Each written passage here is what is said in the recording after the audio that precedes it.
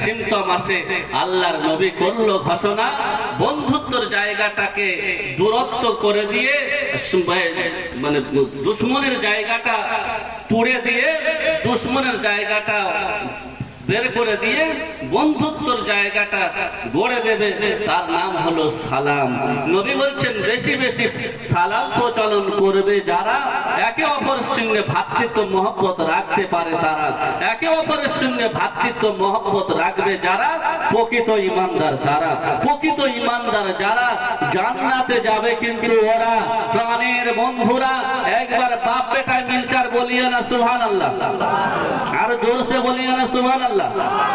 নারে তাকবীর। প্রিয় হাজিরিন, আল্লাহই রব, আল্লাহই সব, ঠিক কি না? তাহলে আমরা যে জায়গায় এসেছি, যারা রাস্তাঘাটে দোকানে বাগানে গাছের তলায় ছাদের তলায় অযথা সময় নষ্ট করছে, অনুরোধ করে বলবো বন্ধু জান্নাতের বাগানে চলে আসি। জান্নাতের বাগান কোথায়?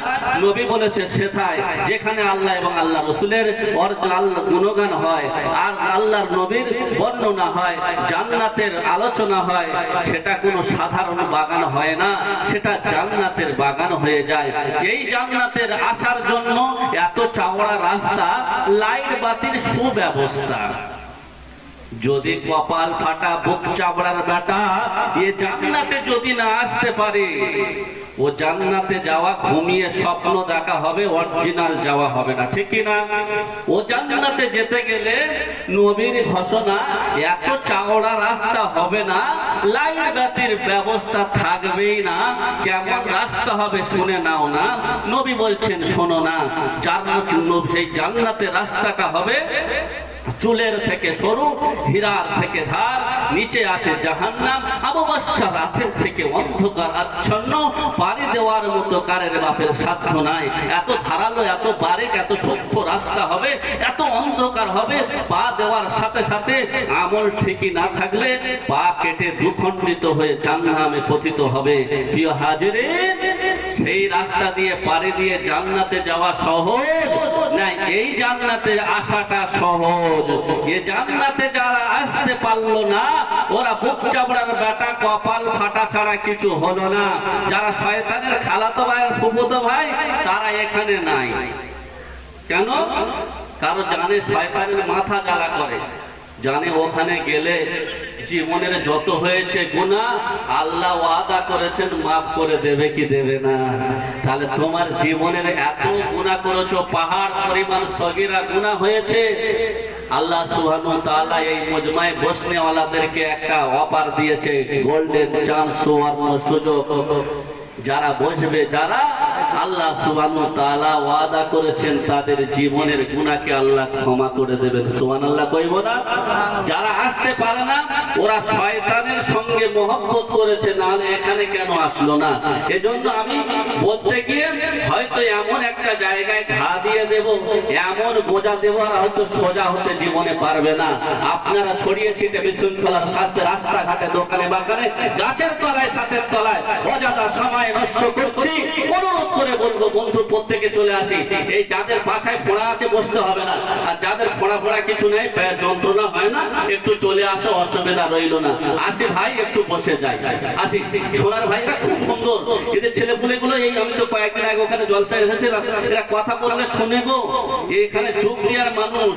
আহা, এদের আল্লাহ সুবহানাহু ওয়া তাআলা অনেক জ্ঞান দিয়েছে। আসো, যারা বাইরে আছো ভিতরে চলে আসো, জান্নাতের বাগানে বসে যাই। যারা ছড়িয়ে ছিটে আছে না, ওরা মুরগির ডানার ভিতরে যেমন থাকে আর ডানার বাইরে যারা থাকে, ওরা বলে গরম হচ্ছে, থাকতে ভালো লাগে না, আমি মুরগির ডানার ভিতরে ঢুকবো না।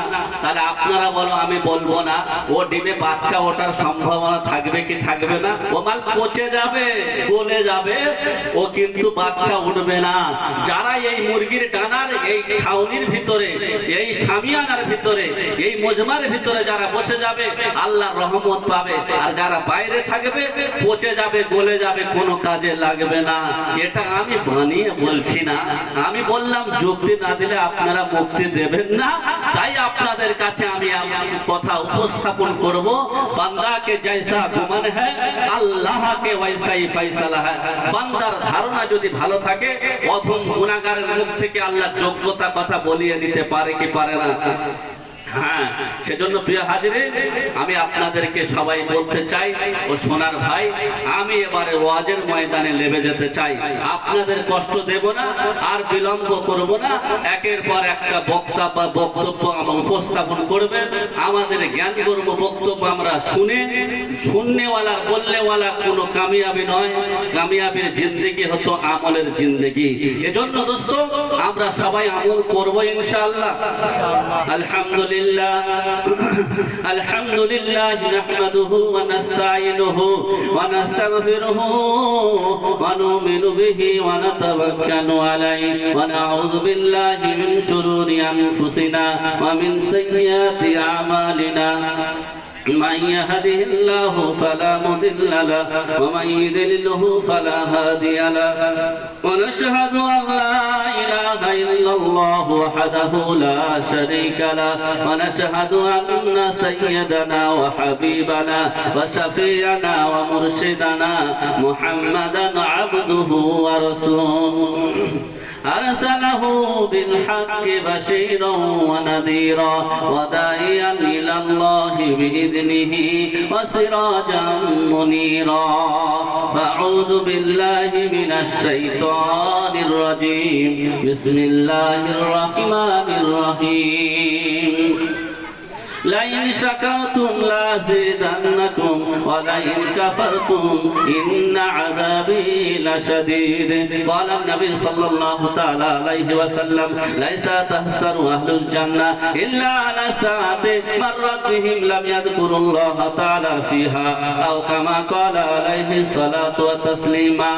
إن الله وملائكته يصلون على النبي يا أيها الذين آمنوا صلوا عليه وسلموا تسليما.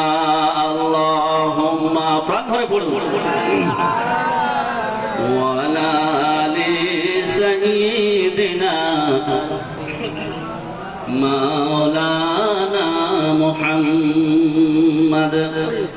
إن أول الناس ইন্না আউয়ালান নাস বিয়াউমিল কিয়ামা, কিয়ামতের আদালতে সর্বপ্রথমে আল্লাহর নবীর নৈকট্য লাভ করবে কারা?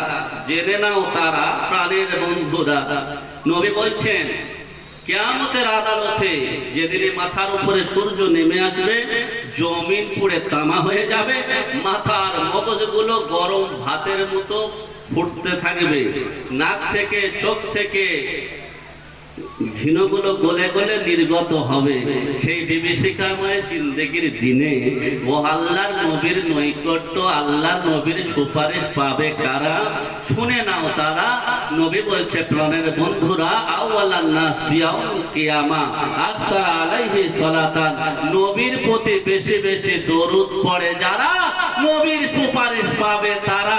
প্রাণের বন্ধুরা, জোরে মিলিত কণ্ঠে পড়ে দরুদ শরীফ পড়েন, আল্লাহুম্মা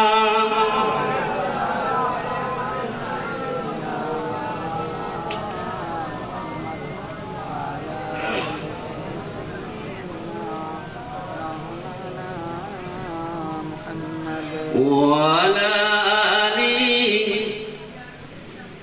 سيدنا مولانا محمد. তোমার সৃষ্টি যদি হয় এত সুন্দর,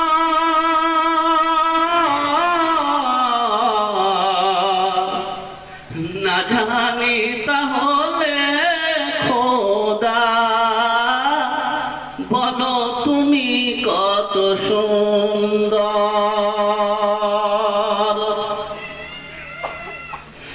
যে নদী বেয়ে যায় তেফান্তরে,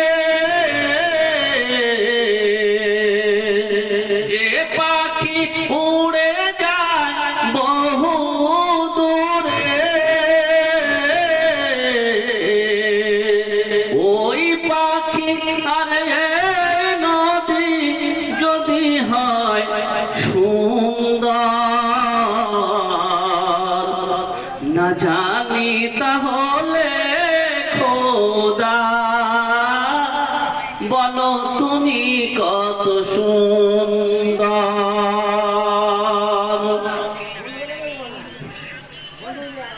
যে তারা